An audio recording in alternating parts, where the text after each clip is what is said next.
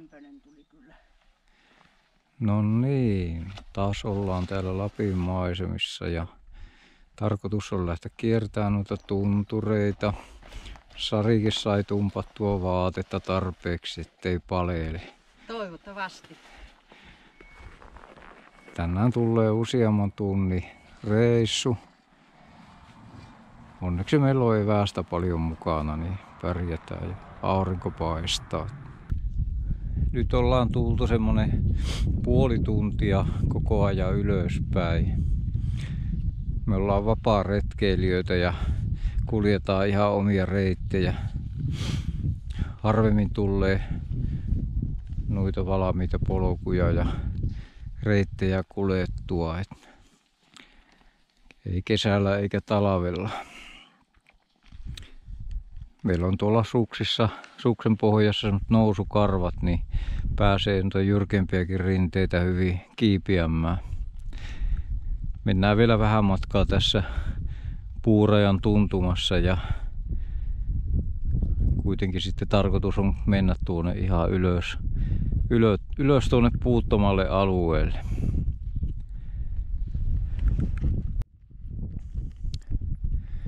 Nyt ollaan noustu jo puurajaa yläpuolelle ja on täällä hienot maisemat, karun näköistä.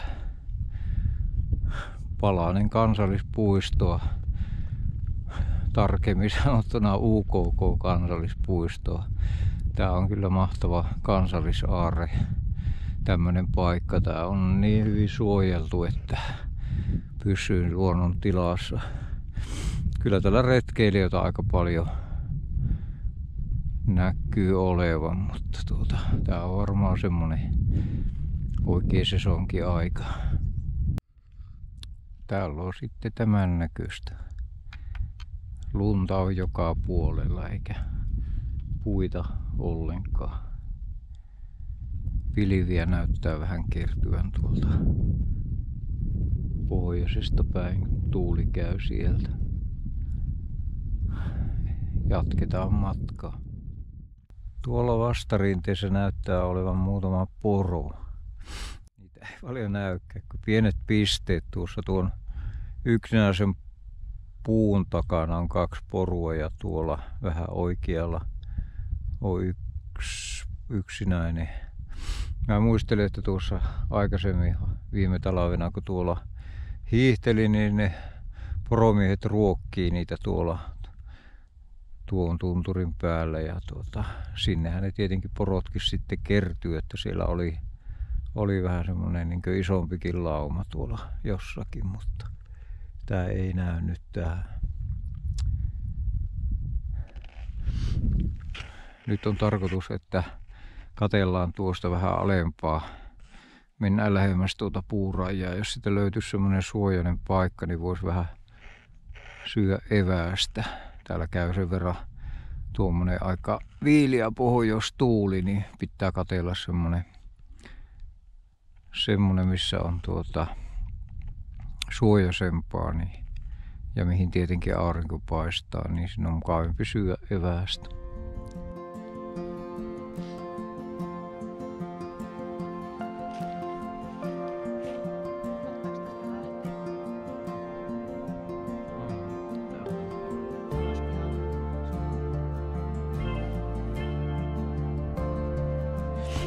On tässä evääspaikalla ihan mukavat maisemat. Ei voi moittia.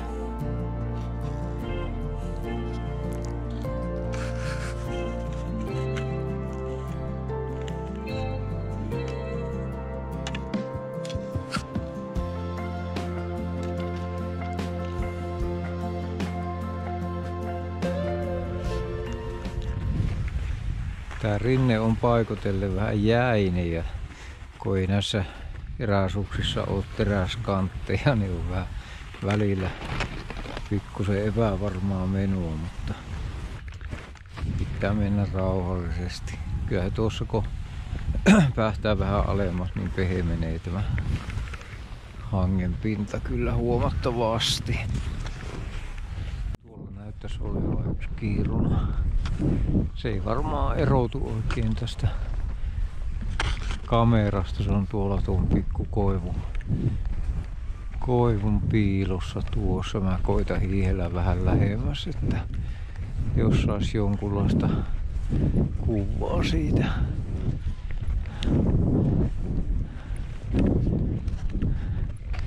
Ei tuo hirveä arka näytä kuitenkaan olevan.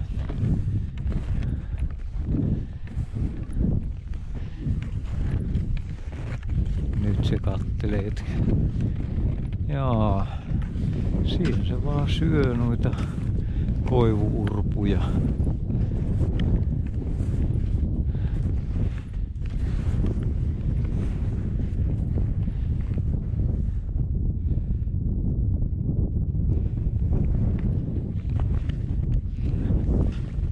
Vieläkö uskaltaa mennä vähän lähemmäs, ettei se lähde karkuun.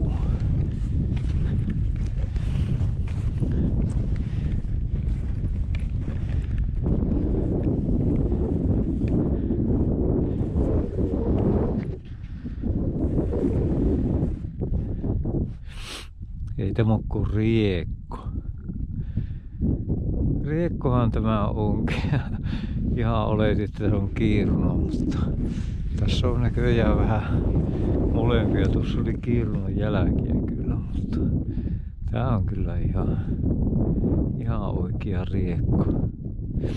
Antapa olla sen rauhassa tuossa. Se on jo vähän varuillaan. Käytiin välillä tuolla alempana, mutta nyt ollaan menossa ylöspäin ja pilviä näkyy pikkuhiljaa kertyvä taivaalle. Tuo pohjoistuuli on aika jäätävä.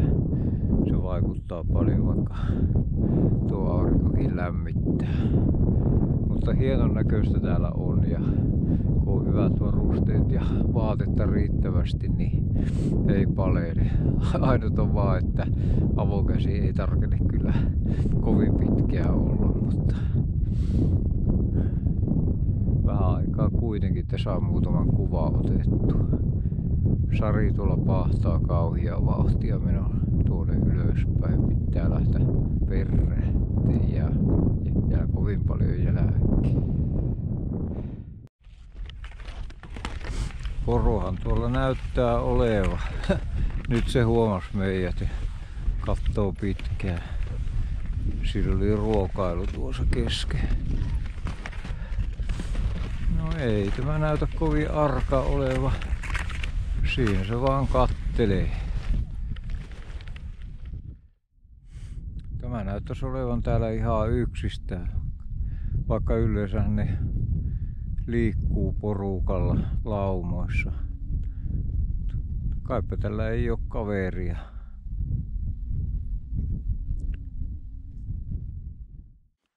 Tuolla rinteessä on muutamia poroja. Niillä on kova homma kaivaa ruokaa tuolta hangen sisältä. Aika monesti samalla paikoilla on myös noita kiirunoita ja ne hyödyntää nuo porojen kaivamat kolot, että sieltä löytyy variksen marjoja ja muuta syömistä. Tuolla näyttää tuolla ylempänä vielä kauempana olevan muutama poro lisää. Siellä ne näyttää rauhallisesti makoileva.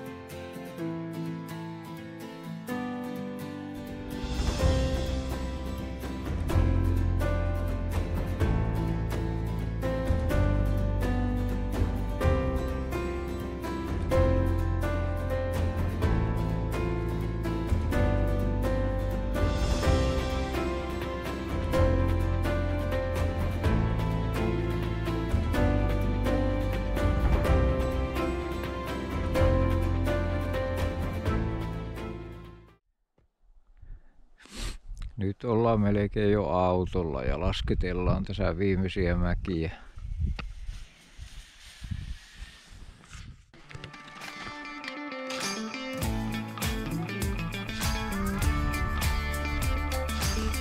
Täällähän se likainen Ellinora oottelee.